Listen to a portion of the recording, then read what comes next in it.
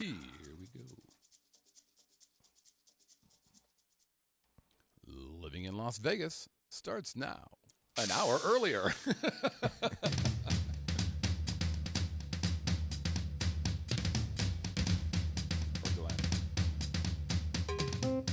Ladies and gentlemen, boys and girls, welcome from Las Vegas, Nevada. That groovy little podcast that gives you a true first-person look into what it's like to call Sin City your home. The Living in Las Vegas podcast. Here we go!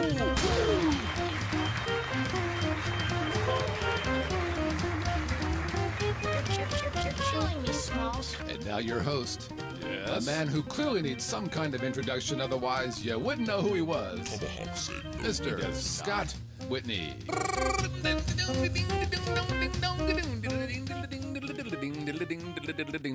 Whoa, Say gosh. what? That was a great video. That was the best opening video you ever had. It's early in the morning. It Yes. feels early. Oh. I feel I could have used the extra hour of sleep. Hey, everybody. Welcome to the Living in Las Vegas podcast here on the Vegas video. You just can't wait to get into this. I was going to say, this is our pre-chat, pre-game. This is normally while we're hanging out. No, actually, this is normally where I'm going, Where's Brett? I wonder if he'll I show wonder up. if we should do what we should do the show on today. Normally when you're recording the video. Yeah, exactly. Right. But by the way, if I could just say this about those of you who are watching or listening, congratulations. Absolutely. Because you know what you're doing? You're watching the longest running show about Las Vegas that actually originates from Las Vegas. That's right. And by the way, these two lovely hosts, Carol Mayer and Julie Johnson, we've been here for a total 30,000 Minutes. years here in Who's Vegas. Julie which Johnson? Sometimes you just make shit. Oh, okay. I just want to make sure you're making it up. I am, which means, All right. of course, we're not only going to cover what it's like to live here, but we're going to give you our adventures about on the Strip and Fremont Street, downtown, other cool places in the Valley. And by the way, if you're a tourist, you're a fan of the great Las Vegas, well, this show is like your own secret handshake to all things cool and groovy. I promise you, just like Brett, you will be the pretty girl at the party. Always. Everybody wants to touch you and look up your skirt. Nothing wrong with that. Woo! Don't judge. Hey, we're live every Tuesday night at what time? Now 7 p.m. That's right. We're glad you found us. At East Vegas, Pacific time. Of course. Both daylight or regular. We go both ways. Quite frankly. We're bi-timey-o. Yeah. VegasVideoNetwork.com/live. Again, VegasVideoNetwork.com/live. We would invite you to join us in the live chat. This is part of the fun about being a live show is, unlike other places where you might be afraid to be a part, you will fear nothing among us. Brett and me, we couldn't be. We're like teddy bears. We're like that cute panda bear that kind of rolled around in the snow, which is appropriate given how goddamn cold it is out there. It's nasty last few days. But come on into the live chat, get in there, have some fun, meet some great people, be a part of the show, and probably get your questions answered as well. By the way, I'm your host, Scott Whitney. Konnichiwa, buenas noches. How you doing? I run the Vegas Video Network, been an online broadcaster for so many years, and I'm joined by, well, we call him RQS, we call him Drinky Pants. He is the managing director of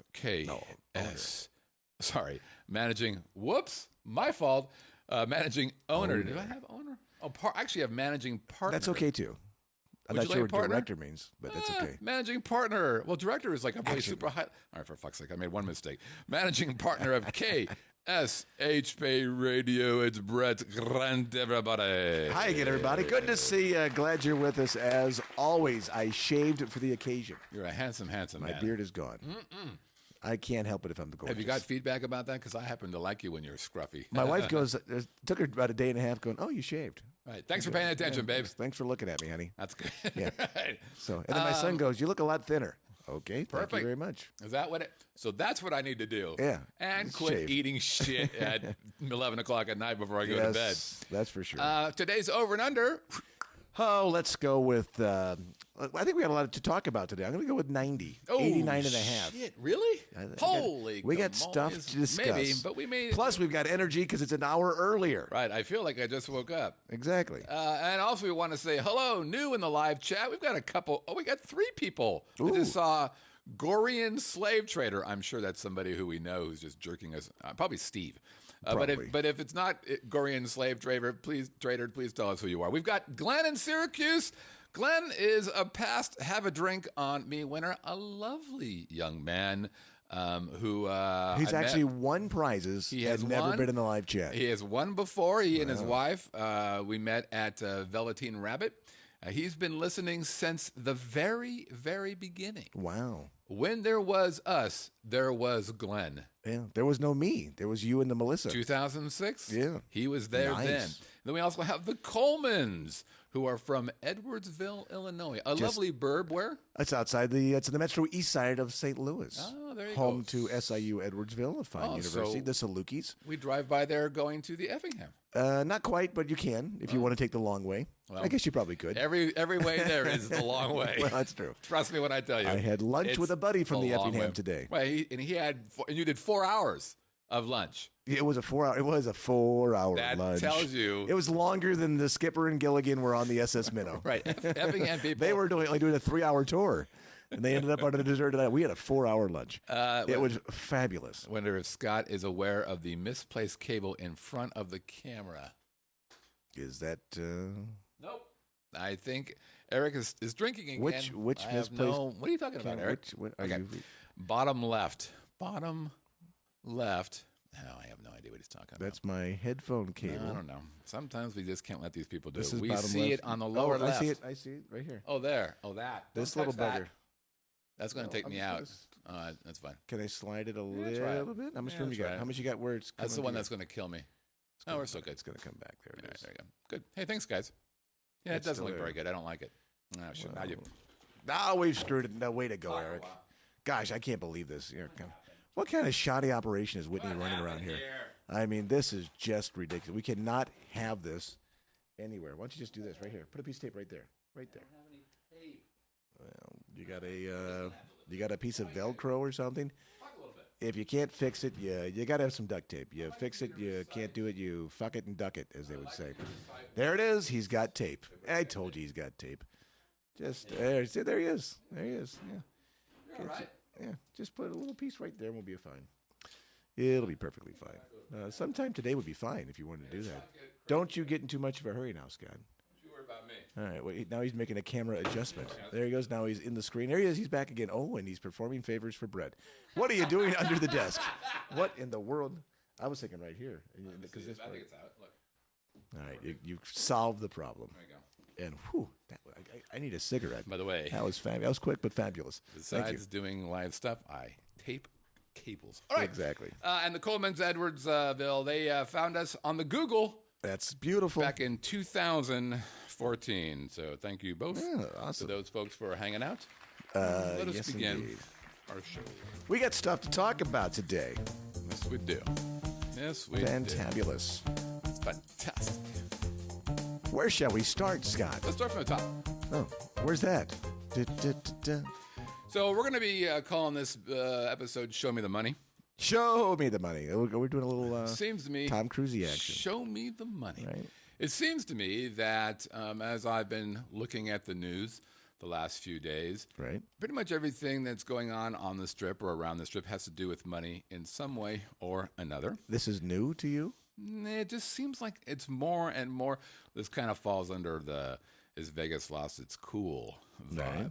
a little bit, which I still get feedback on that show, by the way. It's pretty cool. But yeah, so let's start with number one. Actually, this came up as a live chat question. And the first one is MGM has decided to outsource their valet parking. Do you hear that sound? That's the collective people in a world going, let's see. That's a reasonable one. And let's see. That's a reasonable one. And that's a reasonable one. And Train wreck. Car crash. so remember what valet is all about. First of all, Indeed. valet does two things for folks. If you are staying at the hotel, valet is always free, always and forever. And for all of us that are local, valet is usually it's free, but you tip. You know, you do your $5 Sure. tip either before or after or both, depending on how they take care of you. But it is one of the things that I think is the quintessential play for Vegas. Because, yes, I know valet parking costs lots of money in other towns. Right. But it goes back to part of the reason why people come to Vegas, and trust me, I've been getting a boatload of emails about this, is the feeling that it's different. They're not like all these other places. So MGM has decided they're going to outsource their parking. So they're not just going to say, you guys are employees. Right. You guys are my valet people. We're going to keep you under our collective leveling wing. No. What we're going to do is outsource you to another company. Okay. Now, this company is called SP Plus, a Chicago-based company that operates over 3,900 parking facilities in North I just America. actually had to cough. Well, but I'll tell you what. So you got to figure when they have that large of a business model, whatever's happening here is probably not that big a deal. And my guess is they're going to take the experience of 3,900 other parking facilities and use that exact experience here. In other words, what felt like a joyous part of being in Vegas, a great part of going to whatever property, my feeling is that it's dead, gone forever. Now, what are they going to do with the employees there? Well, God bless them. They didn't say you're fired, we're going to let you go. What you're going to do, and I've seen this happen before as well, where they go, you're not going to work for MGM anymore. You're going to work for SP Plus. Right. There you go. Interesting in a couple of facets. They say in the article that we saw today and talked about that they would not lose their MGM seniority. Right. They would be working for the new company. They would have the same benefits, the same compensation. Pay time now, off. my question is the same compensation for how long? Right. Because if this company from Chicago has senior valets in Chicago who suddenly say, gosh, we got a branch in Vegas now, I want to move to Vegas. You betcha. I'd like to have one of those jobs. You betcha. So I wouldn't say it's guaranteed for very long. And if I'm a valet at one of the MGM properties, I'm getting the hell out of there ASAP within the next. They say it's going to happen over the next 60 days. Right. You know how many valets there are for all of MGM? Oh, there's got to be probably 1,000 plus. Not that many, but it's 400. That's all. Okay. Yeah, but if you think about it, they've only got 10 properties. Well, 3 shifts, so that's 10 40, properties. That's 40 per property, but some properties don't have the same, like Circus, Right, yeah. not the same as Bellagio. Or the Westward Ho or something. Yeah. So right. So it's not going to be the same, but 400 people is a good chunk of people. That's a good sized company. Well, Right there. here, what the MGM has done from a business standpoint, obviously, is taken a liability of these 400 employees, having to pay the FICA on them and FUCA and all that fun stuff, and adding 35%. Right. And That's instead right. turned it into, you're going to pay us to lease. Right. To be on our property. Right. So now I've taken a liability, turned it into a profit center with guaranteed money every month. A pure profit center. Absolutely. No cost. Yep. And now the other company is going to decide if they need 40 valets per property, or what they're going to need. So and the SP Plus folks employ 22,000 people. Right. 400 to 22,000. I don't know. Those 400 400 people people are are gonna swallowed up. They manage 2 million parking spaces in hundreds of cities. Interesting deal. I guess we have to see how it all shakes out. But if I'm one of those 400 people and I like my job is at wherever, and I'm at the Bellagio and I'm a valet. Actually, a very good friend of mine is one of the top valet guys. I have to call him and ask him about the news and what he thinks about it. It would be neat to know because we're sitting out here, third party. We don't really know what the hell we're talking about. Right. I just know that I've never dealt with a valet who seemed as pleasant as valets in Vegas. Now, they're being tipped, but all valets are tipped. Sure. Even if I'm in New York, I'm going to tip the valet and about the same amount anyways. Right. Even if I pay $30 for a valet in New York, I end up paying fucking $5 for him to bring the thing. I mean, it depends on the service. If you're waiting for your car for too long, you might not give him as much. But if you see the guy running across the street, running into the garage, which is coming down, getting your car, you're going to say that guy's working hard to go get the car. So it makes sense. Yeah, in that regard. But it's hard to yell at the MGM from the business standpoint because obviously it's a brilliant move. But from an economic standpoint, it's a brilliant move for him. But public relations wise, no, it's a horrible move. It's a horrible move. It just makes me so. I think a lot of people are going to be in for a rude awakening. And who's to say? Now, they say contractually, I believe it said in the article, they're going to be price-wise, it's going to be at $10. I didn't so see maybe the pricing on they that. said still $10. Oh, okay. Now, maybe you think about it, if you're a hotel in wherever, San Francisco or New York, you don't have 3,000 and 4,000 hotel rooms in one property like you do in Las Vegas. Right. You've got maybe 1,000 hotel rooms is considered, or 2,000 is a big property. Right. When you think about the 10 largest hotels in the world, the majority of them are here in Las Vegas. Right. So there's a lot more volume, a lot more cars. They could get away with only charging $10, and probably for the company who bought this coming in, they're going to look at it as, charging $10 as long as we still have the same volume is going to be fine. Yeah, Danny says she heard it was 17. I think the interesting thing is so what'll happen is, let's say it's $10. Right. So it's not uncommon for me on a Friday or Saturday night to spend $10 on valet parking, right? I'll give you $5 coming in, because usually if I come in on a Friday night or a Saturday night, you're telling me there's no room. There's always room. Right. So I give you a $5 to make that happen. And when I come out, I'm going to tip you again. So I'm $10 in. So and a lot of people do this. A lot of locals do this exact same thing. So the question is this. All right. So let's say that they go with what you said. It's a $10 valet, which is cheap. I'm looking at the article now to see if it's actually mentioned. And I'm looking at a different one, the Review Journal, but you're looking at the Sun, right? I'm looking at the Channel 8. Oh, there you go. So. They got nothing else to do. So they say to me, okay, yeah, it's $10 for valet. How many people will say, yeah, absolutely, here's your $10, and that's it. We're not going to tip. Because I'm guessing those 22,000 workers in the other places are reliant on tips. And I think the change is so drastic here in Vegas that people are going to be pissed off.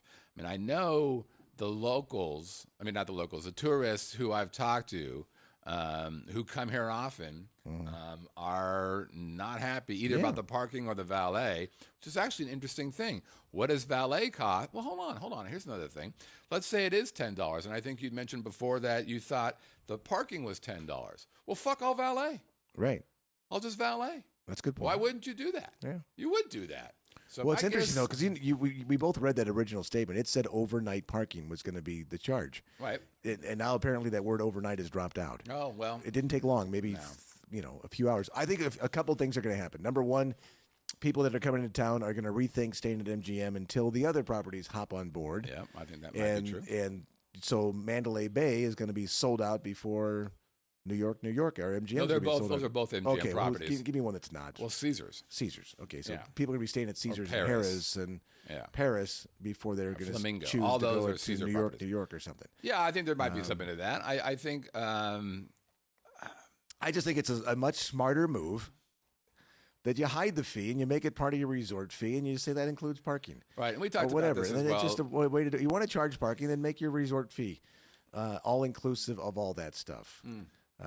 Add an extra whatever, some kind of dollar. Well, then, but people your... who flew in here and took a taxi here would go, "What the fuck am I being charged a resort fee for parking that I'm not going to do?" Which is a legitimate argument. But your resort fee includes many things, sir. It includes the pool guy cleaning the pool. It includes the housekeeping. It includes the landscaping. I don't believe that's on the itemized. I'm just saying it could be, you can make that resort fee mean whatever you want it to mean. Understood. That's all I'm saying. Understood. Yeah, I think this is going to be really just a ball. I'm just. I want to see what happens in the first 6 months of this thing, and how long before Caesars does the same thing, and which properties follow, and which properties hold out. Because eventually they're all going to realize, holy crap, we're losing a ton of money because look at what the MGM's doing, and it hasn't affected their booking. So if the MGM goes from 90% capacity, so that'll be interesting to down see, to 85% capacity, then let's take a look. So they said they're going to start this in April. That's the beginning of Q2. If it's a calendar year, I don't know what their year is. Their fiscal usually year. corporations are October, June, so it might be Q3, but it's still the same. It's 3 months. Right. So whether they start in October or January, it's still April is the beginning of the next quarter, whether it's the second quarter or the third quarter. So it'll be interesting to see how that quarter performs for them, and if people really are going to vote with their pockets and say, "Look, this is all bullshit." Like I said, I think it's kind of a drag, a huge drag. I think the valet people are going to get raped. Here, if you're a valet parker right now, you are pissed. I'm looking for a transfer in the department. Like I want to be down with the bellhop guy. Yeah, you want to be the guy who's calling taxis and getting a buck every time he walks in, which is considered one of the best jobs, by the way. Hard to get. All right, so that's part of the money deal. And then if you say to yourself, okay, well, what percentage of business right now in the major casinos, what percentage of that is gaming versus non-gaming? We've already seen that the gaming business in the Strip has dropped. Right. which explains why you're seeing, these great restaurants, and you're seeing the big clubs, and like for instance, your Budweiser's about to have a beer garden. Which, Right. when you think beer garden, You think you think Budweiser. Absolutely. Oh, Jesus Christ! The one beer that gives me a headache whenever it's like, to me, Budweiser is the Southern comfort of beer. Here comes the king. I Here look at comes it. the A number one. Boom, boom, boom, boom. Budweiser beer, the king is second to none. But dude, we learned this in first grade in St. Louis. Well, So this is like right next to Twinkle Twinkle Little Star. It's here comes the What's the king. level of alcoholism in 8th graders in St. Louis? It's relatively high. So you look at every report that's coming from all the strip properties now, and they all say about the same thing. Gaming is down, and it's been down for a while. Of course, if you talk to the people in downtown over on the Fremont, they're like, "Oh, we're kicking the shit out of the strip properties," which Yeah, right. I wouldn't call it kicking the shit out of strip properties. But you're doing better. But your better is much smaller than Right. their loss. But nonetheless, percentage-wise, they're talking, yeah. But so Boyd Gaming now, who does anybody know who Boyd Gaming runs? Well, a lot of downtown properties. A lot of downtown properties. So they're going to go, and they're saying we're going to add 20 restaurants at a cost of Samstown. at $100 million in Vegas and elsewhere. Interesting is Elsewhere. elsewhere. So they own they have properties. in They have Biloxi and Tunica and all that exactly. kind of As a stuff. matter of fact, in both of those places. Right. And so what's interesting is that 65% of strip income is for non-gaming stuff. 65%. Wow. That's a swing. That is huge. That's a big swing. And we're going to talk a little bit about an email I got that talks about the concentration of games on floors now. And it has changed significantly, which I don't think is a good thing, by the way. But so, yeah, they own, thank you, Binky. They own Main Street, they own Fremont, or they have Orleans. Those are all Boyd Gaming properties. So 65% of income is non-gaming versus 80% off the strip. So Biloxi, those kind of places. But clearly, Boyd is like, oh, shit. We're kind of seeing what's going on. And one has to ask, and I don't know what percentage of our viewers are millenniums. I think our viewership tends to skew a bit more mature, probably in the 30 and above range. They're our age. And above. And they're good looking. And they're good. And I am actually the quintessential tourist. The typical tourist coming to Vegas is 54 years old. They spend $600. They're here for 3.5 days. That was me. Right. It's exactly what I did. Yeah. Before I was 60 or 54. And so they're like, okay, well, so what we're going to do. And so now the problem is going to be this. Vegas is known as being arguably one of the greatest restaurant towns in the country. Right. In the country. What happens when there are too many great restaurants? Well, it's funny you mentioned that because I was talking with my buddy today from the Effingham. We were having lunch and we're at table 10 inside the Palazzo, and he was talking about a restaurant he had dinner at the night before over at the Aria. I can't remember what it was, but he was amazed. We were talking about restaurants, the number of restaurants in general in Las Vegas. He goes, how do they staff all these places? And I go, it's a combination. There's a lot of moving parts. People are moving from property to property all the time. Especially when a new place opens. If you're a line cook, you move up in a new place opens up. Maybe you become, there's a sous chef moves over here, becomes a better person. You were a waiter or you were a busboy. Now you can become a waiter over at this particular place, or somebody leaves and you're moving up. So there's a lot of up the ladder kind of movements. There's parallel movements that happen all the time as well. Yep. Then there's still some stability going through it, but just from being in the radio business and dealing with restaurants on literally a daily basis, you'd be shocked how many times the managers change. It's just amazing. I mean, even my little walking gourmet business, I'm sending out an email to people, say, hey, I got a reservation. I need 6 people coming tomorrow at 2:40, and they're like, hey, Brett, take Mike's name off the list, add Chuck's. Right. What happened to Mike? He moved over to wherever. And it's like, 3 months later, I'll take Melissa off because now it's Sally's doing this now. Like, good God, these people are all over the place. Wow. It's hard to keep track. They're going to Boyd's going to be spending $30 million just in the Orleans. Okay. $30 million. Yeah, they own the Gold Coast, Orleans, all that kind of stuff. That's a load of money. Well, there's a lot of restaurants just in the Orleans as well. A boatload of But if you think about it, there's so much competition on Strip and Orleans close to Strip, but obviously off Strip. But when you've got the Rio right there, you've got the Gold Coast, you've got the Orleans, you've got the Palms. Yeah. You're competing against all those people right there for the non-strip. And they're kind of in purgatory there as well. Right? They're not on the Strip. They're not really locals casinos. They're a little bit too expensive for locals. The Orleans not. I was just going to say Orleans and Palms. I would say yes. Well, Rio's more not as local. Yeah. But the Orleans is a pretty local crowd. Well, I think what they're trying to do is say we want to be local. We want to do what Station's doing, which is about ready to go public again. You know what they're going to call their public name? Stations? What? Nope. No. Red Rock Resorts. Well, good idea. Isn't that interesting? Smart move because that's their signature property. Isn't that interesting? Yeah, so I mean, I like the Orleans. I was here when the Orleans was built. I was there for the fireworks when it opened up. I spent a lot of time gaming in there and had a lot of fun. It was originally Coast property, and well run and still is. I don't dislike Boyd. I think Boyd does a nice job in town. I remember playing golf one time with a guy who was an executive at Boyd right before the crash. And they had blown up the Stardust, and they're getting ready to build Echelon, right? Is that what that was going to become, the Echelon? Yes. And the place was vacant, or basically work had stopped for months. Yeah. We're playing golf one day, and I go, "What happened? I mean, why'd you stop the?" He goes, "Look, we got like a $5 billion line of credit, and it's actually cheaper for us to keep the cranes there and not work them than it is to build the building right now. So we're going to use that money elsewhere and improve existing properties and do other stuff and ride this thing out for a while." So that's one of the reasons why Echelon never got built. It was just, unfortunately for them, the timing of 2006 through 8, 9 when the economy sucked. That's interesting. My prediction is, and this is a hopeful prediction, but how many places have $54 prime or $54 ribeyes, bone-in ribeyes? All of them. Right. And really, they really do differ. They're still no better than the Capitol Grill. I'm just going to tell you that right now. But my guess is if they keep putting in these high-end restaurants, eventually there's going to be downward pressure on pricing, which is good. Well, it'd be an elimination of restaurants, too. There won't be as many. And that, too.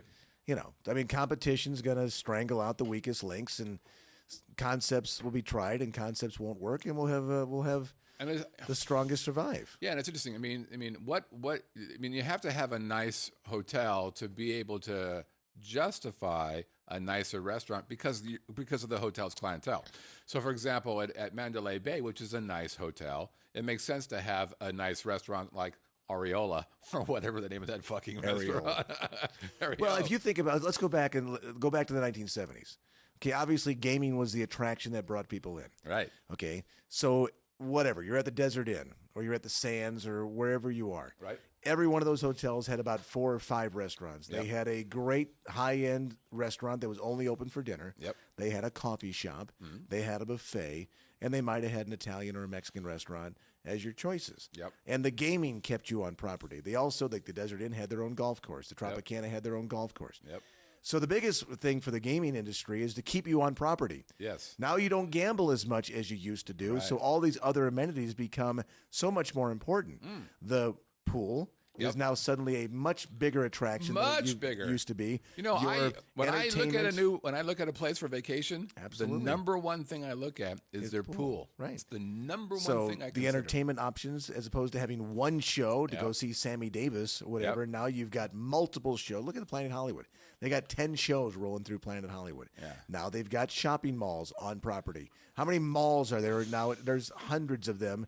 Hundreds is probably an exaggeration, but it does. Mall. Every casino has shops. Yep. So, and I always look at them, and you walk around, look at some of these shops, and there's nobody ever there, and thinking, how are these places still around? Right. Then it's the food, and then now it's the clubs, the nightlife, the clubs. So there's been this evolution that's happened over the last 35 years. They tried the kid part with the the thingies for kids at the MGM and other places, Circus Circus, I should say. And while some of them have still hung around, the Adventure Domes of the world and places like that, they realize it's an adult playground and not a kid playground, and they're evolving, and they continue to evolve. So I got to give the casinos credit for that part of it, identifying that we're losing money here, we're losing. We got to find a way to boost. But here's the thing that concerns me about it. And of course, we're business people. Business people look at what's going on and you say, hey, we got to make a change. The perfect example of that in a small world is the Vegas Video Co-op. I thought I got to come up with a way to help people who can't afford my big stuff, but also help fill my thing. Right. So that was a solution for customers, but also for myself. Sure. But here's the difference. What the co-op did was really help lots of people. Sure. The question about what's happening in Vegas is simply this. I understand they're chasing the money, but does it become a race to the bottom? Meaning you're losing the je ne sais quoi that is associated with Vegas. And I know, you kind of, I wouldn't say you've poo-pooed it, but there is a certain secret vibe about Las Vegas that these free things are all about. Right. And it's going away. And I really think that Vegas will no longer be the specialist place, because right now it's the specialist place in the country, Right. without question. There's Just like nothing Orlando is for families. Yeah, but yes, for sure. But overall, if you talk to anybody, any adult, and say, "Hey, where do you want to go?" There aren't many people who say, and you would say, "Well, Mormons don't want to go." Fuck, they don't. They own the place. Right. They own all of this. You say, well, Vegas is the place to go. There's just something about being able to be lost. Actually, I got a couple emails from, often visitors who said, I think I read it last week, part of the joy in Vegas is getting lost. Well, there's we're talking about this kind of at lunch today. There's certain things that you can't do at home. Right. Like, take off your tie and unbutton your collar and go crazy. Right. And just walk around for with a 4 days. 3-foot drink. Exactly. And just get shit-faced for 3 days and then go home and go back to your high-paying job. There's something to be said for that. Because if you did that at home, everybody thinks you got a drinking problem. Yeah. Right? And we better watch out for Chuck over there. But I live here. He's got a problem. Nobody says that. They think Right. Scott's a neat guy. Yeah. Well, you play it well. Thank you very much. But you come here for a weekend of drunken debauchery, and it's no big deal. You're just part of the crowd. Yeah, and it's they've got to be very careful. I mean, I really think the Has Vegas Lost Its Cool title really was a pretty exacting title, because it's starting to feel less and less cool, more and more corporate. And it's been corporate for a long time, of course, but for a while the corporate guys were pretending they were cool. God bless their little lying heart. Right. And now it sounds like they're like, oh shit, they're panicking.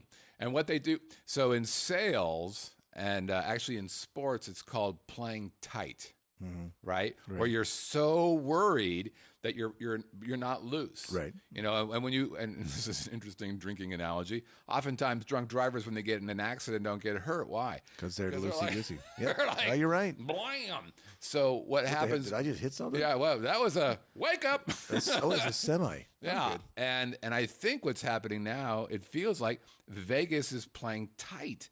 And I get this a lot. Actually, just came up in the live chat. Binky says, bean counters. So here's the thing about the whole bean counter thing. You hear this a lot from musicians. Oh, the bean counters have taken over, and that's what makes Vegas bad. And that's not exactly accurate. Remember back when the mob owned Vegas, they had, Sinatra and all these guys, and you're like, and they were comping this and comping that, and live musicians were playing, and this is where musicians get all pissy about this. And they're like, they should bring it back instead of all these DJs. And I'm like, you know what? The mafia and the accountants today had the exact same criteria. There was no difference. And the criteria was making money in the casino. Right. Period. So I guarantee you, if Bugsy, beep, or Jimmy Two G's, Exactly. if Bugsy said, you know what? We've got Sinatra doing the 5 o'clock show, which was happening back then. And it's a great show. Shit, I love Sinatra. Fly me to the moon, baby. But ain't nobody gambling. Fucking Frankie's not working anymore. Right. And so the reason why it worked is because back then, people with money and gambling happened as a result of that. It's the same thing today. There is no difference.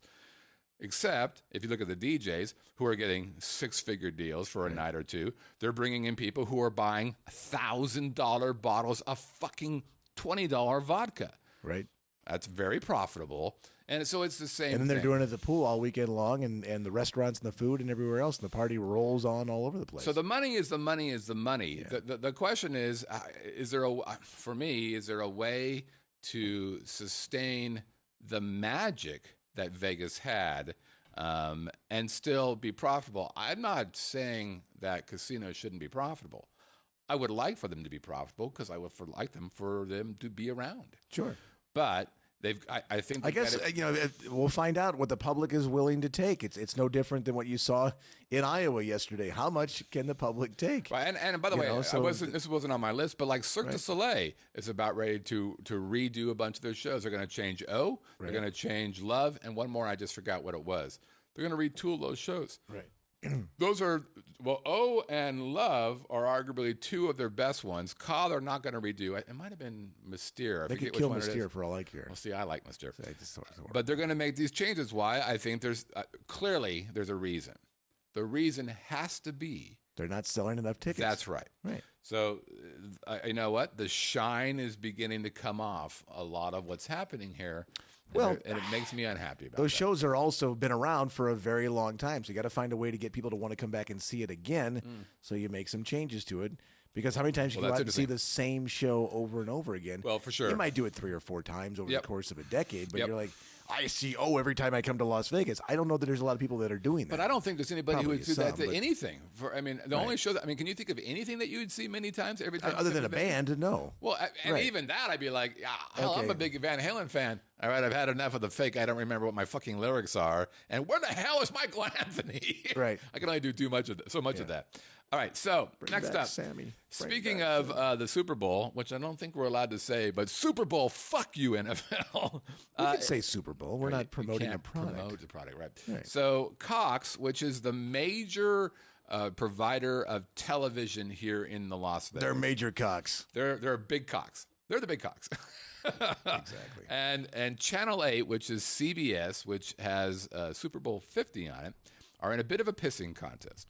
And in case you're wondering what that means, so every so often, I don't know if it's every year or 3 years or 5 years, there's a negotiation between the carriers and the stations that say, well, you're going to pay me X to put my stuff on the Cox.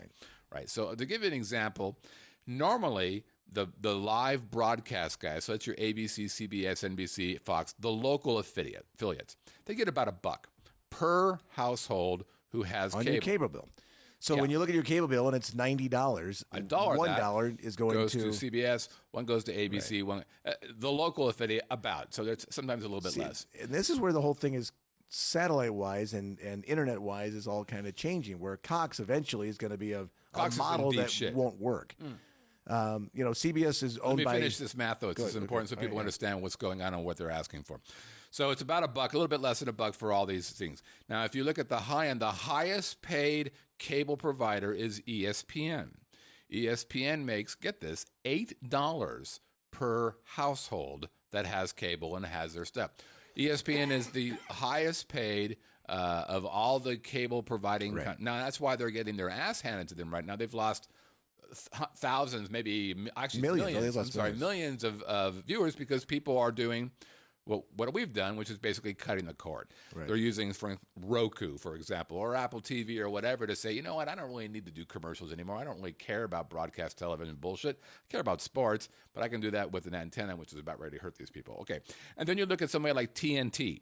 So they do movies and reruns, and they're making about $1.65. So now you know where they're at.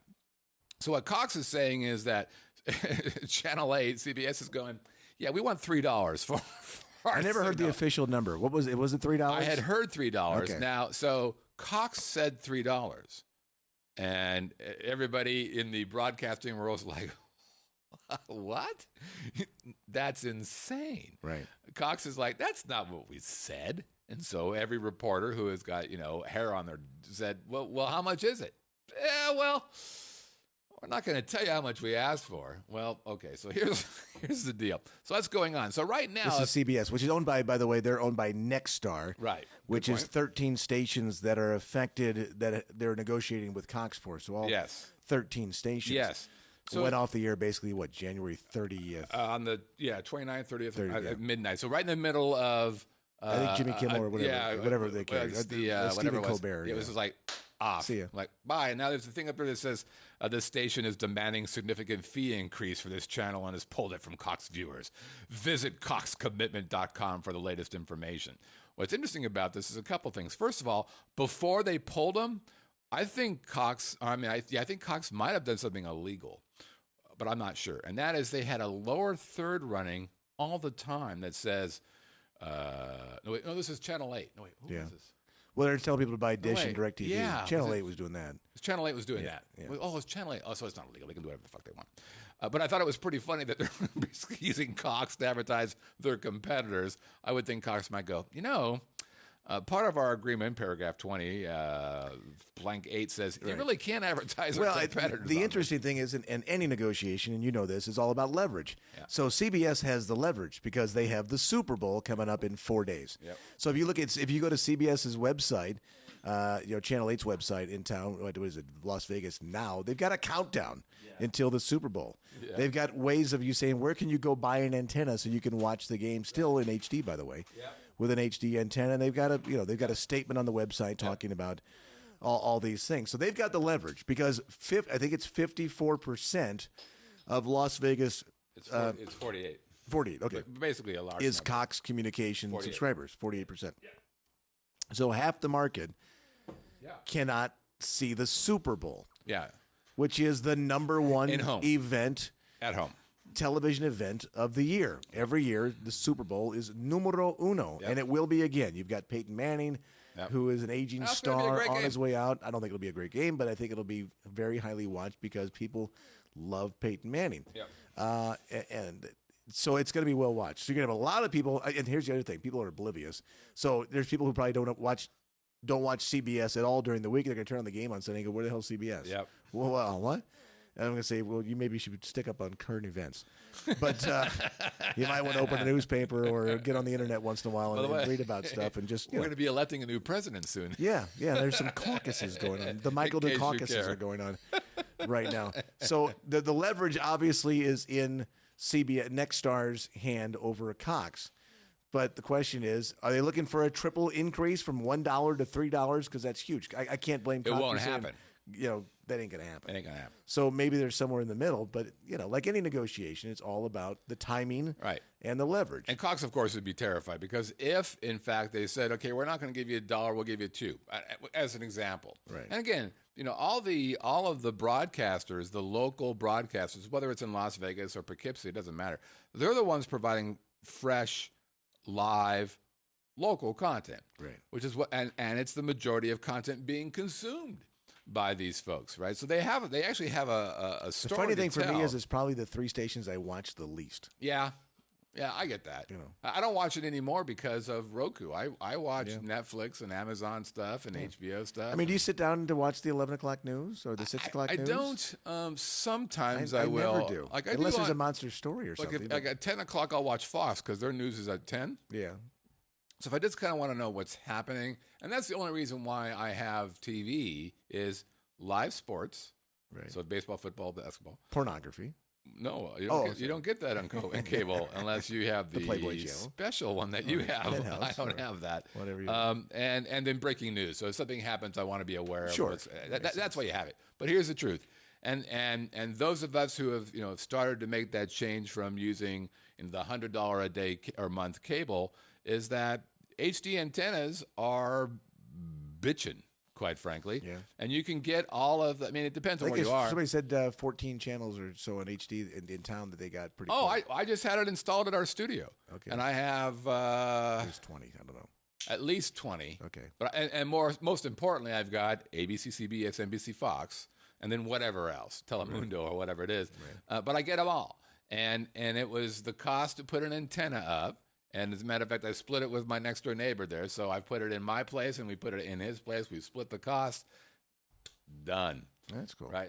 And he did the same thing at his house. He dropped an antenna from his house and put it into 5 different TVs throughout his house. That's a good idea. So now you've got that going into you for your live stuff. And then you use, Hulu Plus. You take Roku. You use Hulu Plus, Amazon, Netflix, and now you basically have everything you want. Hulu Plus will give you all the other stuff if you didn't catch it on time. The real great content is happening on these other guys, the Amazons and the Netflix. Fuck it, and HBO, and you can get all those now without having to buy it as a big $125 package.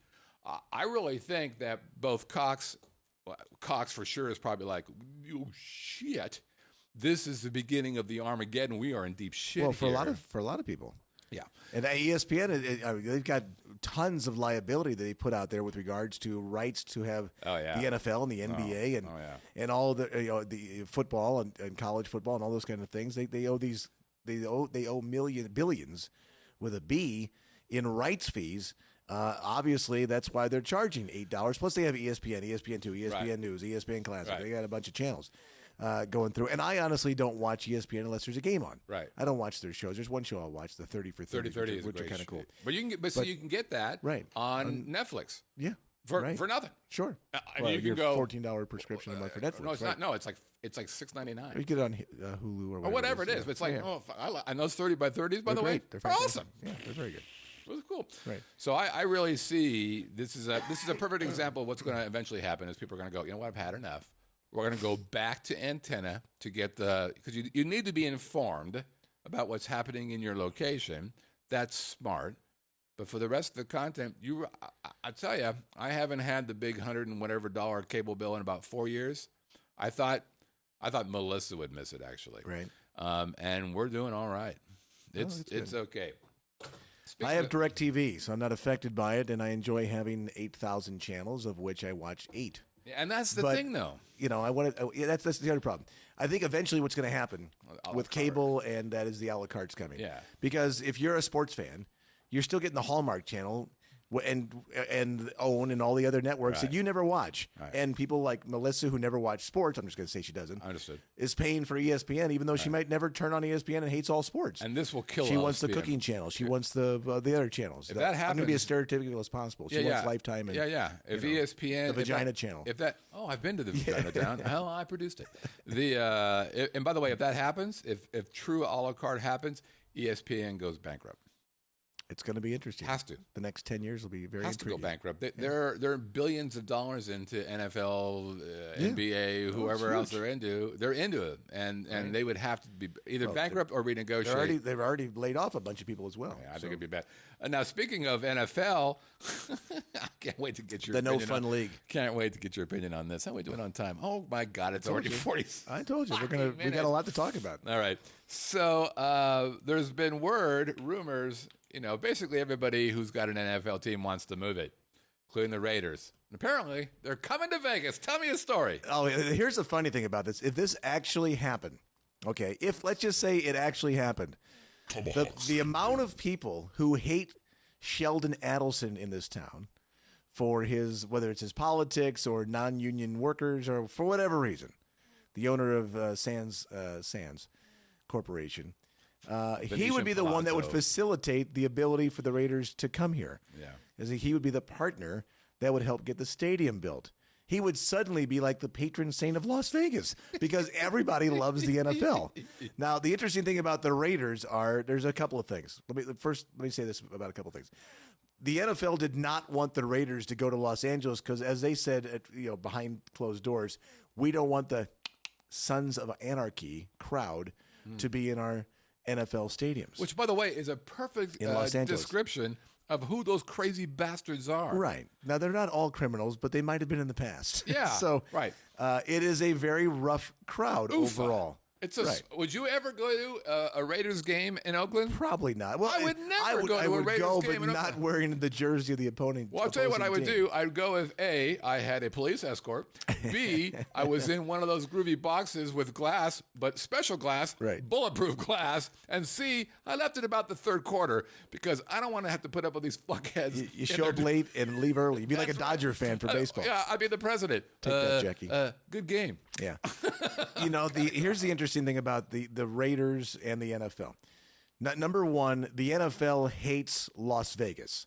So for the NFL to allow a team to come here, they're going to have to change their feeling about this evil thing that people in Las Vegas do called gambling. Let me speak to that. So the NFL, in response to the rumor that the Raiders would like to come here and build a $1 billion stadium around the UNLV area, the NFL sent a letter to all the owners, all 32 owners, and it said, the memo first reported by the Daily News specifically addressed the talk of Las Vegas as a proposed destination for an NFL team and addressed Davis's tour of the proposed blah, blah, blah, blah. Much of the buzz about Vegas luring has centered around whether the NFL would bar their move because the states legalized gambling. However, the memo tells the teams there are no preconceived rules regarding relocation. The memo directed the team to not assume that a move to Las Vegas would be vetoed by the league.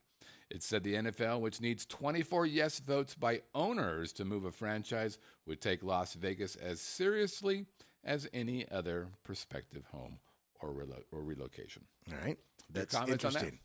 Well, yeah, obviously it takes 75% approval for the Raiders to move and the market that they move to. Yeah. That's point one. Will the NFL allow that to happen? I guess that's wait to be seen. The other part is the owners hate Mark Davis. Right. They hate him. Mark Davis, the son of Al Davis, the renegade owner who obviously sued the NFL and moved from Oakland to Los Angeles, then back to Oakland, and basically thumbed his nose and flipped him the bird on the way into town and the way out of town, is not well liked. And Mark Davis, if you took all the owners as billionaires, Mark Davis has about $3 in his checking account. Okay, these things are actual facts with regards to Mark Davis. He wears a fanny pack. He drives a Dodge Caravan. Ah. He uses a flip phone. Yeah. And he regularly attends 2 for Tuesday taco nights at a local little place. He's charming. He's a rather eccentric dude Yep. who is you could say he's a man of the people, Sure. but he's certainly not the typical billionaire, high leverage broker deal kind of guy. He's got daddy's franchise, and he's got a little bit of money. When you look at Stan Kroenke, who's got $11 billion, or Paul Allen, who owns Seattle and owns Microsoft, who's got more money than God. There's little Mark Davis who lives down in the ghetto. So he needs a Sheldon Adelson to make it happen. Yeah. Now, from a Las Vegas perspective, where they're talking about putting the stadium across the street from the Thomas and Mack Center, on those acreage over there, 65,000 seats. that is not Las Vegas. So this has nothing to do with the city of Las Vegas. It's unincorporated Clark County. Yep. And they're talking about using $700 million in public money to make this happen. So there's not a chance in hell, in my opinion, that the county, Clark County, is going to come up with $700 million to build a $1 billion stadium when they have a billionaire who's saying, let's build a stadium.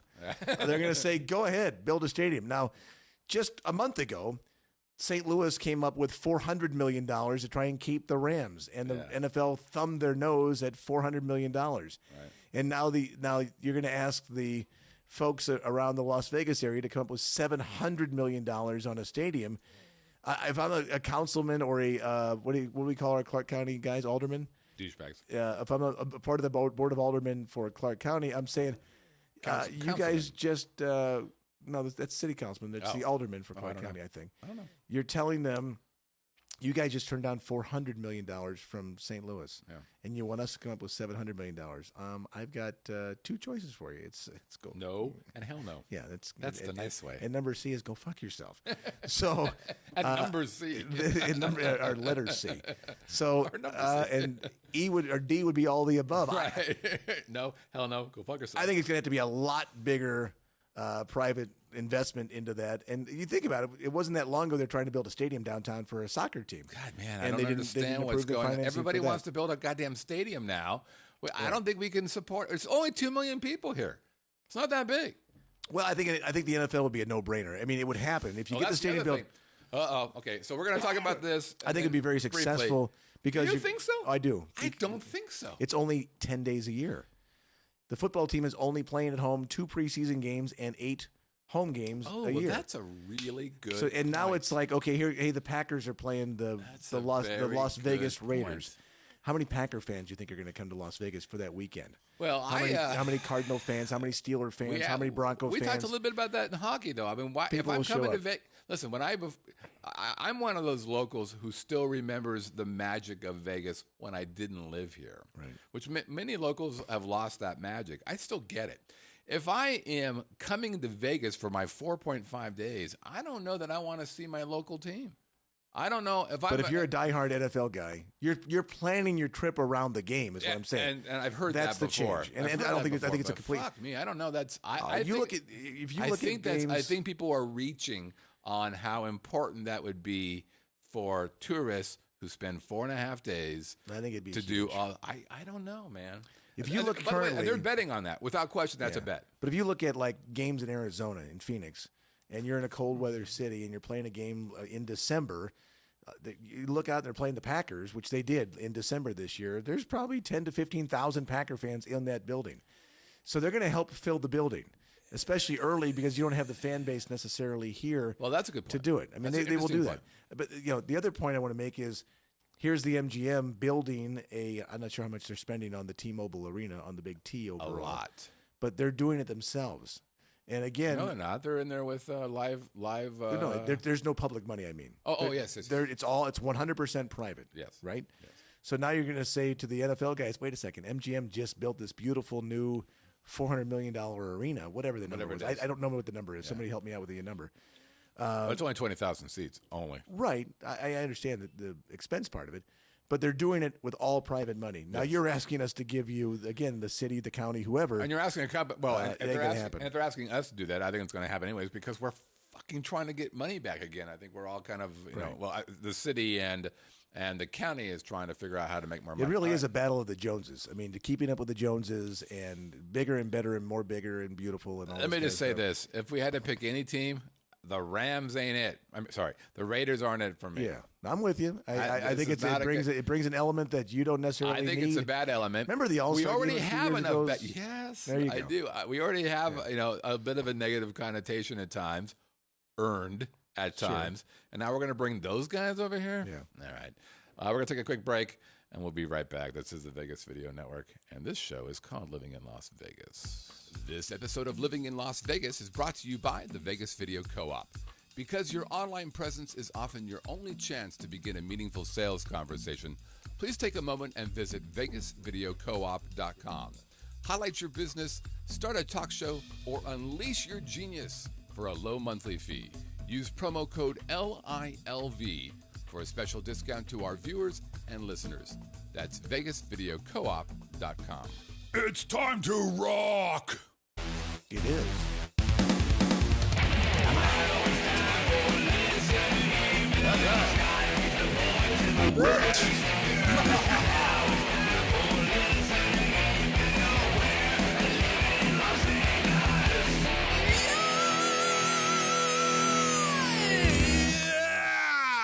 That's right. That hurts me just looking at you do that. You should try it from this side. I'm getting over a cold, and one of the great things, the bad, obviously you don't want to have a cold because you don't feel 100%. No, you don't.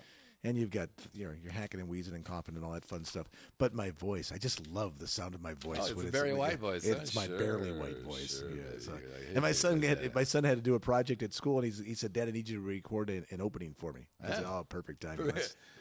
Let's do it. Let me tell you a little bit about that, ladies. I guess for you. Daddy's got a little bit. I got the voice going. The opinions expressed in this program are not necessarily those of staff and management of this radio station. Daddy's got now it's time. Now it's time for a little drinky poo. Okay, this is a part of the show where we take questions from the world's best audience. You send that email to onairq@livinginlv.com, right down there. onairq@livinginlv. I will read the men. Brett will read the women. Do we have any women? No. So I will read some of them. You will read some of them. I will help you. This is kind of fun. I'm going to have you read this one. This is from Craig Daughtry. Craig is a winner of Have a Drink on Me. I will show you a picture of Craig for those of you who remember. We'll see him in just a little while. He's part of the Galaxy of Gods. He is in the Galaxy of Gods, but there's Craig. Yeah. Craig's a longtime visitor of the Las Vegas, which is what makes this email pretty cool. Now, he sent this in to Have a Drink on Me. He said, well, here, you can read it. He sent a beautiful picture. Continue. Okay. Or go. Scott Brett. Oh, God damn it. I forgot to talk about the Bricklayer 500. Okay. I'll have to skip that, damn it. Scott Brett, I've got nothing for this week's answer. However, Scott, I found some old Vegas pics. This is cool. The strip from the Stratosphere pre, win, and encore. Boom. There it is. Number one. Look at that. Very That's cool. the picture. Number two is the Oasis. Wait, you know what you see there? Oh, sorry. Free parking, free valet. Yeah, you got to see the Desert Inn. The Oasis Casino at the Dunes. There it is. 1991. You know what you see there? Free parking. Free parking is Sinatra going, hey, you want some free parking? And hookers. And hookers. Yeah. Nothing wrong with a good hooker. All right. The original Treasure Island sign of the late 1990s. Let's stop right here. This That was a great badass sign, wasn't it? that was the best. And it says valet parking, although it doesn't Valet say free. parking. Although it doesn't say free. It's assumed. But look at that sign. That sign, you know what? I shed a small salt-infused tear when they removed that sign and put up that boom chicka boom chicka boom chicka boom TI sign that they have now. Well, here's the other thought. God, this I is love the that early sign. late 1990s. Such a good sign. So that's what, 25 years ago, right? Yes. Am I right on that? Let's say it's 1990. 20 years ago. Yeah. 20 years ago. Yeah, all right. About almost 20 years Whatever ago. you say. There's Mystere. So that tells you how long that show's been there for. Oh, yeah, look at that. You know, How nice is that? it probably needs to be refurbished Stop a little bit. saying bad things about that No, show. I'm just saying. It tells you how long it's been there for. They say, hold on, the sign is at the museum. Which sign, Airport Limbo, is at the Neon Museum? Talking about this one? The Treasure Island sign? I think it is, It's such a good sign. And we have one more. And of course, the welcome sign back in January 1998, Look at 14 months before Mandalay Bay opened its doors and before you had parking at the welcome sign. What I like about that is they have a large chunk of silver right in front of them. We couldn't afford gold back then, but here's a big chunk of silver for you because we And obviously a much thinner are all about Vegas. Mr. Craig. Okay. Let's see, which one do we want to do? Okay, so we got a couple from Stuart. Stuart and I and Melissa had a chance to see Matt Goss. Do you know who Matt Goss is? Yeah, he's somewhere. Well, there you go. He's somewhere, and that's Was he the one who won America's Got Talent? nope, Okay. Then he's the magician. nope. All right. Then he's I don't know. Okay, so far you've done a great job of knowing who Matt Goss is. So there Matt, you go. so here he is. First of all, this is from Stuart, who's currently flying back to the Russia as we speak. First of all, this is my image of Matt, and he showed me. That's me. Sorry. That's me. That's me. Oh, that's a good-looking man there. Glad I wasn't picking my nose. Thank you. So first of all, Matt That's Goss used to be. Yeah, I know. Okay. Matt Goss used to be. Fuck, man, used to be in a UK boys band way back in the '80s called Bros. BROS. Period. Okay. It was Matt, his brother, somebody or other, and another guy. So it was a trio. Very, very super poppy. If you listen to their music, you'd be like, "Wow, that is poppy, man." So we went and saw them, or saw him. Just Matt, nobody else, this last weekend at the Gossi Room. And there he is. Okay. There he is. Now, the Gossi Room used to be called the Barge in Cleopatra's Barge. That's right. Okay. At the Caesar. Now, before I read a little bit of what Stuart says, now Stuart comes from the UK, so he'll have some very specific opinions about that. I will say this about the Gossi Room, which was once again the Barge.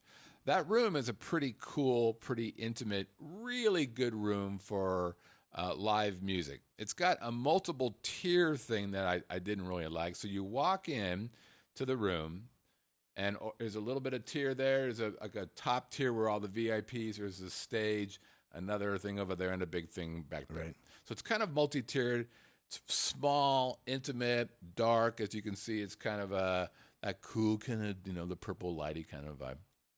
But I liked the room. I thought it was pretty cool. Okay, so here's what my friend Stuart says.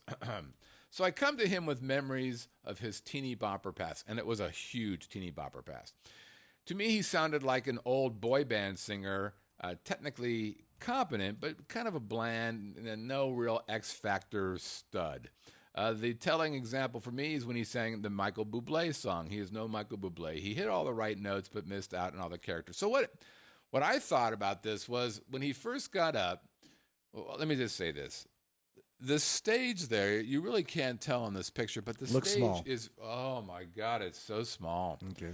Really small. And he's got a drummer, 3 horns, keyboard, bass, guitar, himself, and then occasionally 4 dancers, all on this little stage. Holy mackerel. So it felt a little claustrophobic to me. Right. So first and foremost, they need to do something about the staging. Either lose the dancers, find somewhere to, or take the barge and make it a bigger barge because it's just too small. I was really preoccupied by that. He's a pretty nice guy. He's a good looking guy.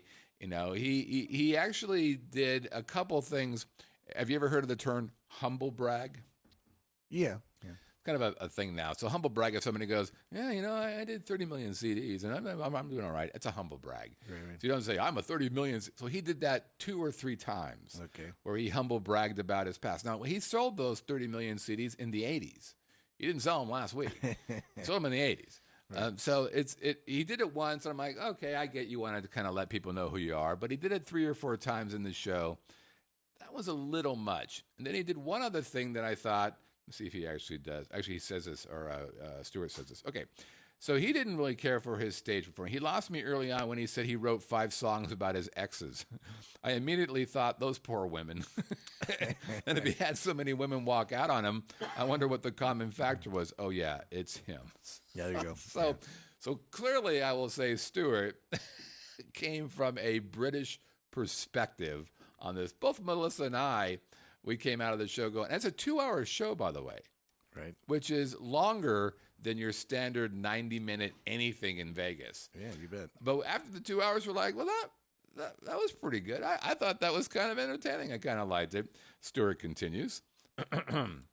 He made a big play of writing the songs that he once performed as being unforgettable. He was strangely ambiguous about his 2 Big Bros songs. I think most of the audience would leave the impression that he wrote them. I will say this about him. He is a good songwriter. Now, if you look at Bublé, right. Bublé has hung his hat on what's called the American Songbook, which are the songs that Sinatra sings. He has no problem singing the vast majority of songs, I'm talking about Bublé now, right. being the American Songbook, which is really good. And when Bublé sings his own songs, which he's done a couple, they are really good songs. So the one thing I would say about the Matt Goss thing is he's did, God, it felt like more of his own songs than other songs. I don't know any of those songs. Right. The vast majority of people who are in Las Vegas don't know any of his own songs. I could tell they were well-written songs. They had nice melodies, and I get it, but I didn't know them, so I couldn't sing along. Okay. He did a couple American Songbook stuff. They were pretty good. He did Hotel California. He did kind of an interesting version of that. It was pretty good. He did one thing that I thought was a mistake, and that was, this is a small room, so he wants to go out and shake hands and kiss babies, right? Which is good. So the first time he did that, it was in between songs. He was talking and doing what's called crowd work, right. And it was good. It was fun. And he was, he actually started off saying, this is the worst crowd I've ever had. It was a pretty quiet crowd that day. And it actually made sense a little bit to me. Then he did 2 different songs over the course of the 2 hours where they would do the chorus over and over and over again. Right. And during that, he was walking around and shaking hands, singing the same chorus over and over and over. And how much do you have to pay for this show? I don't know. Hard to say. Stewart got him for free. I think it's $25 or something like that. Okay. I don't know what it is. Probably 25 too much.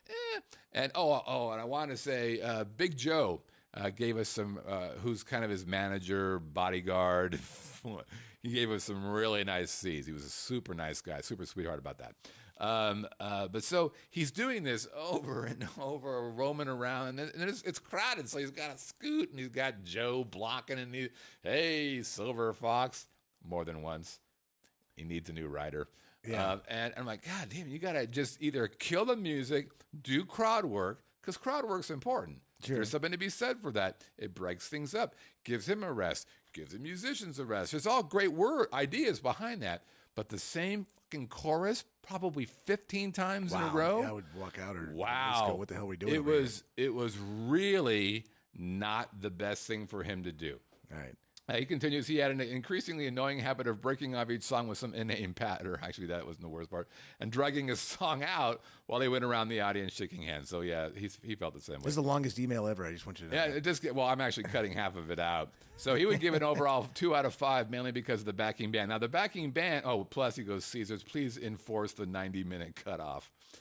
So Stewart is a little harsher than I was. Right. But I agree. It probably. Speaking of 90 minutes, can I revise the over/under? Oh shit, we gotta get going. Yeah, I'm just wanted to let you know that. So another one from Stewart. I'm gonna hold this for next week. Okay. Because it talks about some charging that we've basically just pissed all over. Okay. Let's do a couple. We're going to skip RQS. Okay. I'll do a great story next week about real expensive wine on this trip. It was pretty funny. Okay, real quick, we're going to do two real chat questions. First question from Danny. If you were to open a retail store in Vegas geared towards tourists, what part of town would you choose? Here's some inside scoop. Danny wants to open a retail store geared towards tourists. So what's Danny doing right now? She's asking for business advice. Okay. Obviously, you'd want to be on or closest to the strip as possible. Right. Of course, that's going to be the most expensive way to do it. Right. So in a mall somewhere on the strip, good luck. Yeah. So I would say not that. I don't think it matters as long as you're within 3, maybe 2 miles away. For example, where my studio is, Right. that'd be fine. That's not the ticket. Who's going? What tourists are going to that street? It's not the ticket. So a lot of tourists go to the what do you call those places? The shopping places where it's cheap. Fuck, I keep forgetting those names. You know what are those things called? Outlet stores. Swap meets or something? No, outlet stores. There's an outlet store north of Sahara, or North Sahara. Yeah, we're north of Sahara. South of Fremont Street. There's a big outlet store there. A lot of tourists go there. Tons of tourists go there. Sure. No one's walking to that fucking place. No, they're taking a taxi or Uber, whatever. Here's what the trick is. Simply this. Those fuckers are advertising like crazy. Yeah. Do you know how much a small show has to advertise? Oh, just to stay. It's crazy. $10,000 a month. I mean, a week, because people are only here 3.5 days. So you've got to advertise your ass off. So it's not about walking distance or that kind of thing. It's you can't have it in North Las Vegas. You can't have it in Deep Henderson. No. Ain't nobody going there. You go down to the Bell's factory outlets down on the southern end of the strip, down by the South Point, down that direction. Yep. And get some retail space. That's not crazy expensive, but there's shopping there. Yeah, you can be the premium outlet malls up near downtown. That might not be as bad either, so I would certainly check those out. But she says, "I'm thinking Flamingo Tropicana somewhere with a name value." Yeah, sure, but the question as in around those streets or around those casinos. Well, they're parallel, so they have to be. Yeah, they are. Well, I mean, I'm guessing the street, but the question is how far either way. If you go 1 mile, maybe. If you go 5 miles, no. Nobody is going. No tourist is going to, for instance, the antique malls that are here, and there's some big ones that are very, very popular. Maybe an idea would be somewhere around the pawn shop that Pawn Stars has. There's people there. That's the attraction. There's your traffic. So maybe, that's actually a good place. So maybe you get close to somebody that's already driving a lot of traffic. But I think I've said this to Danny, which is less expensive because you were closer to downtown. And he's opened up some larger thing. But the deal is you've got to let them. People have got to find you. Right. That's the deal. And if you're the thing to reach tourists, and I made this mistake with my walking gourmet business. There's things like Vegas Today magazine or Vegas whatever, outrageously expensive and very little results for us. And I spent a ton of money in a short period of time, and went, why the hell did I just do that? I didn't like the idea from the get go, and for some reason I still did it. And that's the problem. So and so again, why do people? This is very much like my football argument. Okay, what do you do? If you didn't come here for football, now am I going to come here to do some sort of retail? Now, Danny says, I have a plan for that. Don't worry. Well, good. Great. Well, the biggest plan you better have is how you're going to pay your mortgage or your lease payment. Yep. And, she said, do you want me to share this? I probably shouldn't share this. She's got an idea that makes sense. But, Danny, that last line you put, you and I should talk about that on Thursday. All right, last question for chat questions. Glenn wants to know, who's from Syracuse. Have you ever considered other types of clothes with the Vegas Video Network logo besides visors? A ball cap or a T-shirt would be awesome. Here's the thing about branded content. And the truth is, while I like it, and clearly the people who are in Have a Drink Me like it, the vast majority of people don't give a shit about it. And while I wish they do give a shit about it, and I really like my logo, the truth of the matter is people don't care. And I'll give you a perfect example. There is a hugely powerful online broadcast network called Twit TV. They are far and away the 800-pound gorilla of what I do. That guy's bringing in $10 million plus a year in advertising. He is not to be toyed with. And so they thought the same thing. Well, shit, let's do some shirts and hats and visors and all that. Right. And they stopped it because no one was fucking buying them. This is a place that has millions of viewers per month. And they if you couldn't do it, sell shit. if you do something like that, I've always thought, why are you selling those? You give them away. Have walking, talking billboards for you. Somebody comes to your restaurant. Why do you have the swag over there? Just say, you know what, your bill was over $100. Here's a T-shirt. Yeah, we appreciate that. yeah, Here's and so a hat. I've sold a few whatever. of the visors, not very many. Right. Most of them are used as a Haddam thing. Right. I give them out to Vegas Video Network hosts because I think they should have them. It's very much. It's just kind of moving. Like for instance, Stewart won one and had him last week. He's going to put it on and take a picture of himself in Red Square. He may or may not be arrested. We're hoping he doesn't. That's going to be a great picture, and you can bet your ass I'm going to put it up somewhere that says Vegas Video Network is worldwide. But other than, like for T-shirts, really haven't thought. Nobody said, you know what, I must have a Vegas Video Network T-shirt. If I get 100 people to say that, fuck, I'll make a T-shirt. But if I don't, I'm going to stick with the visor and leave it at that, which makes me very thirsty. Now we're going to be under. Come on! We're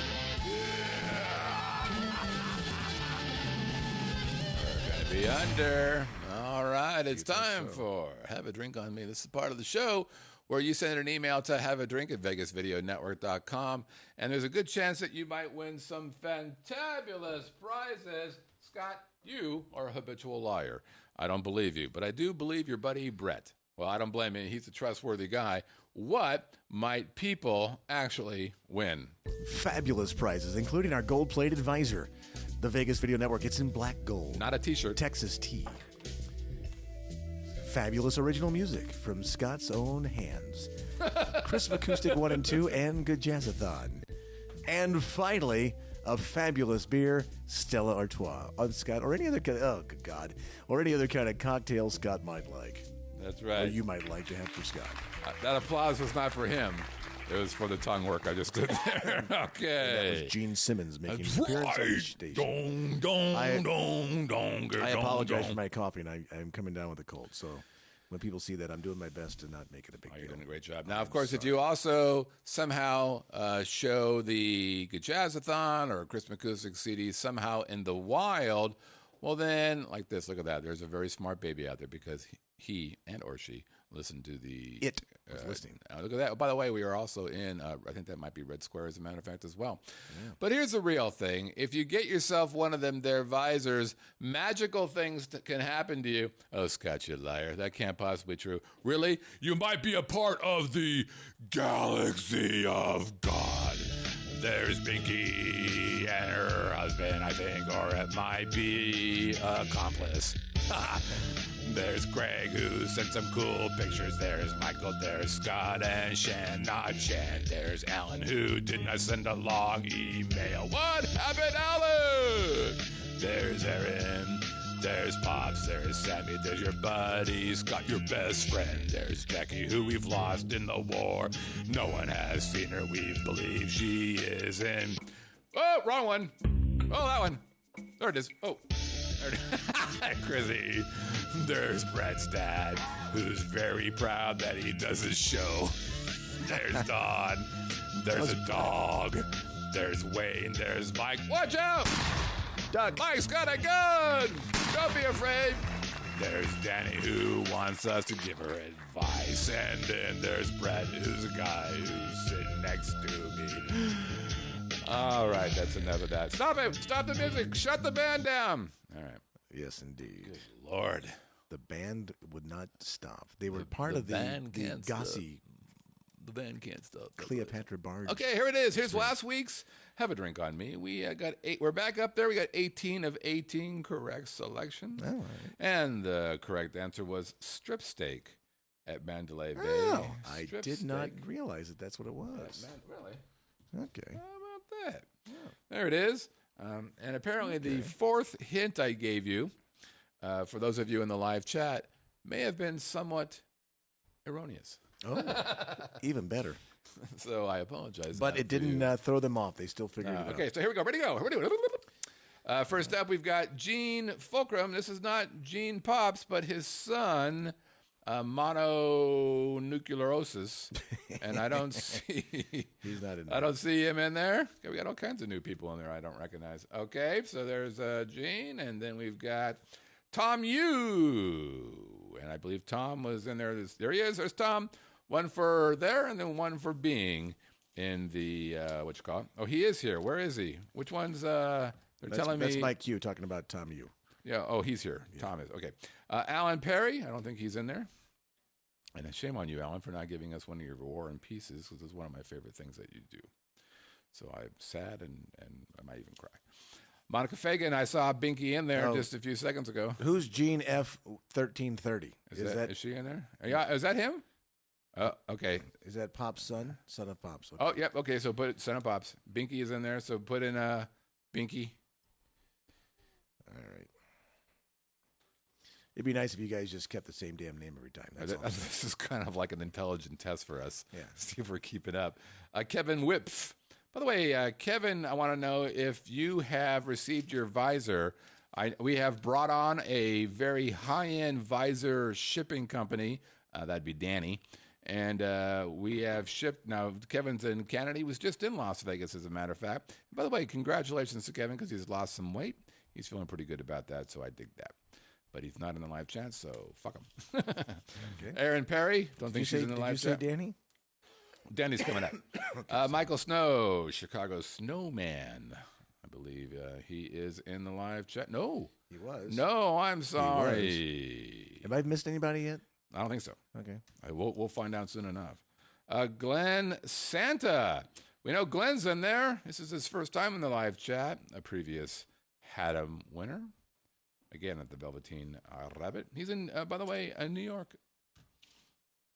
And then we've got Mike Q. Q stands for I will cue you up and shoot you.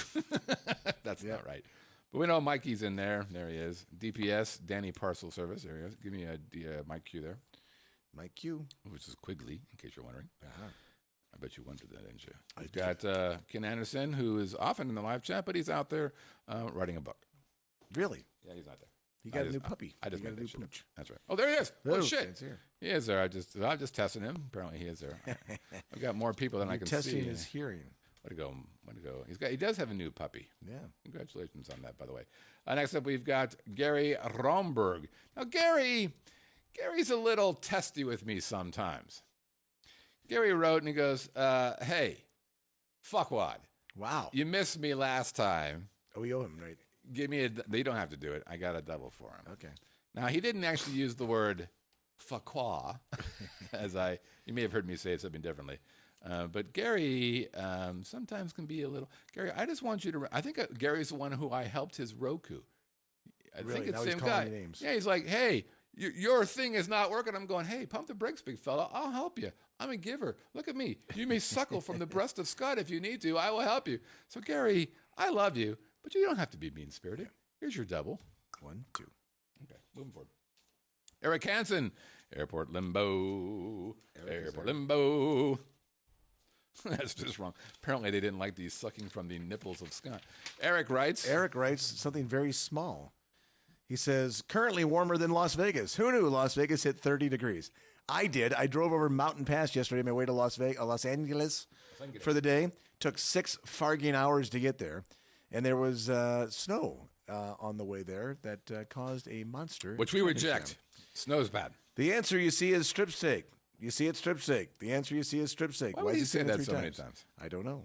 Okay, so Eric's got one for there. Eric's got another because he is in the live chat. I gave him one. Oh, did you already? Attaboy. Danny Crockett. Does she have a video? King of the... No, Danny has been slacking with the videos. Oh, that's good for everybody. Maybe... I was going to say, maybe you did not embrace her and help her and bring That's her. your job, baby. Bring her to your bosom and say, "Don't be afraid, Danny. We want you to provide content." No, you're like, "Hey, I don't." But here, you can read it because it's actually kind of more addressed to you. This is from Danny. Alas, I have been busy rounding up incredible content for the Niche to Profit show, and I have drained my creative brain cells for poetry and such. But here is something short and pithy for your reading pleasure. I want you to do it in this song. Ready? Make it work with this song. Go. No, that one. That's didn't great. work. Strip steak is the place you Oh, speak shit. of. Go with this one. Oh, good Lord. Let's see what you made of. Strip steak is the place you speak of. It won't be getting a happy hour review since the hours are the same are ridiculous, huh? That didn't I know. Scott, have you tried the rum cake? Only $21, such a steal. So, Brett, are you cursing my name as you tried to read this as a poem? Blah. Yeah, I curse your name daily. But it's, yes. One for here. Did you finish? Yes. Okay, one for that and one because she's in the live chat. Yeah, there's Danny. Laughing right now as we speak. See, it's very difficult to ad-lib something you've never read before. Really? Thus- I've made a living doing that. Well, I mean, you're trying to understand where she's going with it. And yes. Stuart, one for there. I don't think he was in the live chat last week from Russia, but Stuart writes, it was very crafty. See, I said the steak place is crafty because I was thinking craft steak. right. In fact, it was strip steak because that was bad. To try to put your live chat crew off, please remember not to talk too fast, as some of us listen to you at 1.5 speed. You know how he listens to podcasts?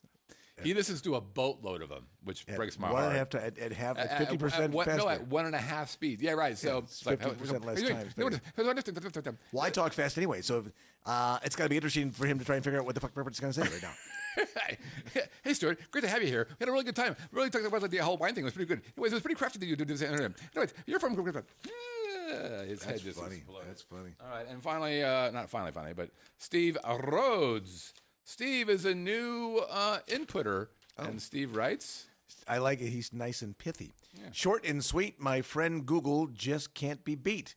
It's got to be strip steak at Mandalay, but will that be where I take my drink in May? Steve Rhodes from Black Country in Kinver, UK. How about that? Kinver Uck, as he says. Very good. All right. So he did what's called the assumptive close. Yeah, I'm going to win. I'll take it in May. Yeah. God bless Interesting your heart. point. All right. He's got some time to figure it out. It's time for some video. We're going to do some video. And first video we're going to do is the one I should have done from Pops. Here's Pops' video. By the way, Pops is trying to look out for all of our health. From last week? Yeah. Okay. He wrote me and said, yeah, I'm not giving you another video, you fuckwad. Just use one. I'm like, good. Easy. Pump the brakes. I'm trying to be on your side. Here's Pops' thing. Pops, again, wants all of us to be a wee bit healthier. All right. Eat these nuts. This is not going to be the usual funny video. Sorry, but it's time for a little tough. Stand by. The usual funny video would imply they were funny. Oops, sorry. That wasn't very nice. Just the host. Bro, why did you make me say that? That wasn't very nice. Love. Somebody mentioned for a goal for 2016, losing a little weight. Mentioned going to yoga classes or maybe joining a gym. That's all fine and good, but since this was me just a little less than 4 years ago, Look at that. do I have Big your boy there. attention now? This is a subject I know a little bit about. You can go to yoga classes and you can be all limber and supple and your chakras can be all aligned. I am limber. I am so. My chakras have always been aligned. By the way, you have one of the nicest. Especially my wheat chakras. I like your chakras. There you go. And you're not going I had some mental chakra therapy a little while ago, and God, that felt pretty good. to lose an ounce. Or you can go work out really hard at the gym, gain a bunch of muscle either over or under that fat, and just look fatter than you do now. Or you can take these 5 items out Here of it comes. your diet: bread, rice, potatoes, pasta, and corn. Want me to say it again? Bread, rice, Grab it. potatoes, pasta, and corn. See ya. I can't give Pop shit ever again for doing a video. He actually he wrote a little bit there. Read that quickly. His strip steak, yada yada. Although I really appreciate it, I'm going to decline your kind offer of allowing me 2 video entries this week. Like all good things, Pops is best enjoyed in moderation. If you can locate my video from last week, please use that entry. If not, no big deal.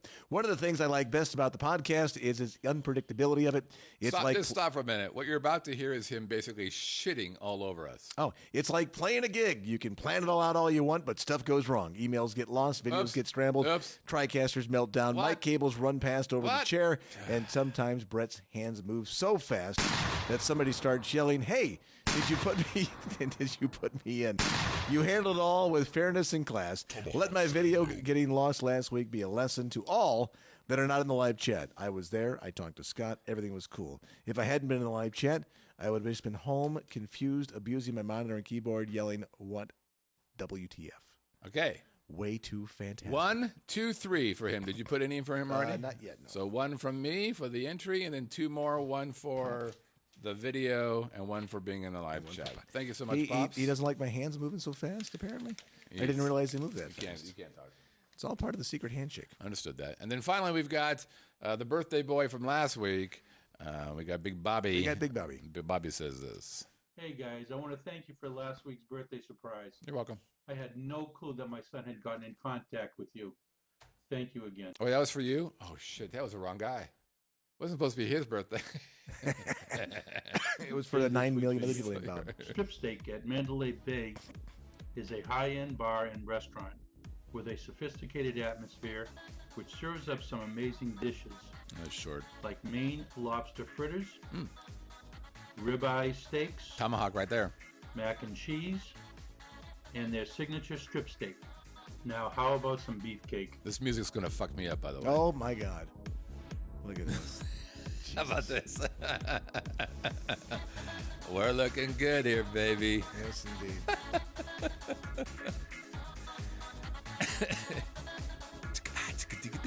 I still haven't seen myself. Oh, you're in there.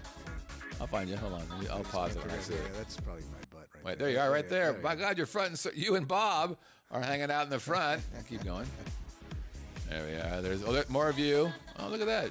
That's me. Look at you all tatted up naked. again. Not only Ooh, me yeah, doing I that didn't get pelvic there. thrust for Brett. Every time he puts me on a body, he makes my head. This is Wayne. He makes my head a little bit too big. Kind of freaks me out a little bit.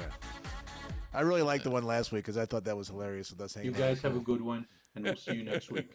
It was. I actually put that one up on my We got a lot of Facebook comments page. about that. Yeah. I did get and as a reminder, I'm a good-looking man right there. I don't care who you are. Okay, so there's 1 for Bob for sending it in. There's 1. You got to put 2 more in for Bob. 1 for the video. Is he in the live chat? He is, and 1 for the live chat. All right. Way to go, my brother. All righty. Way to go, my brother. Way to go, my There we brother. go. Okay, Good let's do stuff, it. Bobber. Good stuff as well. Thanks, Wait, Bob. one more. I got my second Bob. All right. I'm bobbing the lead. Easy, Chan. Or actually, yeah, Danny. Oh my God, my eyes. That's what people say. You wish we were all that good looking, that's for sure. Let's not say that. Let's just say we are that good. I had those abs back in 1986. Really? No. I've never had abs. No. I hate people who have abs. Yeah. Fuckers. Go ahead. The only six-pack I ever had was in my hand. All No, right, no, here we no, go. no. And Oh, you just dropped one. I just dropped one. Put it I guess back in there. That must be our winner. Yeah, make that the winner. Oh. That's exciting. I dig down deep. And I go to the winner being, Is. it's Glenn Santa. You know what's so funny about Well, I think that? he just left and went to bed. Yeah, Glenn just said, I got to go to bed. I hope I win.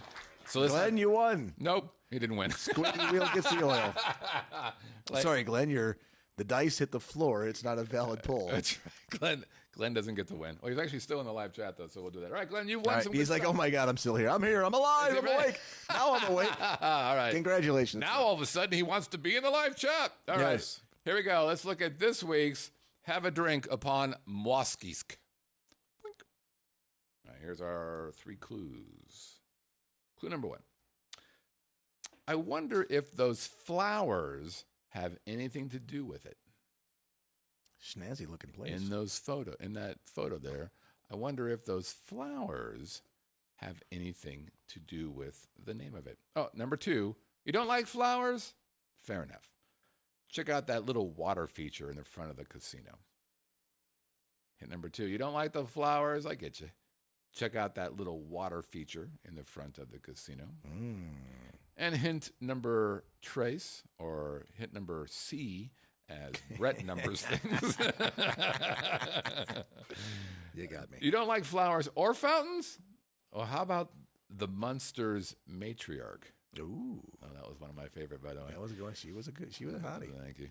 Don't like the flowers or the fountains? I'm with you. How about the Munsters matriarch? Again, if you know the answer to this question, you're going to send it to have a drink at vegasvideonetwork.com. Again, have a drink at vegasvideonetwork.com. I think we hit the Over. Fuck.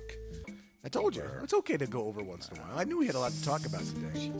But the amazing thing is, Scott, it's only 8:30. Yeah, it's a so little we'd bit still better. be here for another hour if we were at our normal time. I have a brutal calling. You're going to be happy to be able to go to bed nice and early. That's my work environment tomorrow because I'm going to be doing this. It's the world of concrete. Look at all that. Oh, look at the pallets of brick. Men building stuff. They're going to knock it down. Competitive environment. Laying them down. Knocking them down, laying them down. That's what I'm going to be. By the way, here's a quick. Actually, I'll give the live chat where you can actually watch this because it's kind of special and it's pretty cool. All right. If you want to check us out, you can send an email to onairq@livinginlv.com. Again, onairq@livinginlv.com. If you want to leave us a voicemail, we would love for you to do that. Hell, we think you've got dulcet tones and stuff like that. You go to our homepage, click the red tab on the right-hand side. When you do that, a little thing pops up. Click the green button and go, hey, I want to leave you a message. Gene did it, and Glenn or something Tappa did it, and God bless his little heart, he's going to jail now because we actually sent the cops after him because he scared the shit out of me. If you're watching us or listening to us on iTunes, give us a 5-star review. If you have us on YouTube, share with us, give us a thumbs up, tell everybody how much you love us. We're on Roku, over 31,500 accounts have installed, Stitcher, TuneIn, Chromecast, Apple, Google, and Fire TV. We're going to be on Google Play as soon as they get their shit together. And of course, the Vegas Video Network. I am your host, Scott Whitney. Out there is the lovely and sexy Brett Grant. We are thankful for you guys to play around here. We'll see you guys next week on the Living in Las Vegas podcast. Take care, everybody. Who wins the Super Bowl, Scotty? I do. Congratulations. I don't know because I can't fucking watch it. Screw you, Channel 7 and Cox. Channel 8. Channel 8. 7. Rounding error. Yeah, whatever. That tells you how often I watch it. That's the Crybaby system, CBS. I'm taking my mom going home. We crack ourselves up. I want my $3.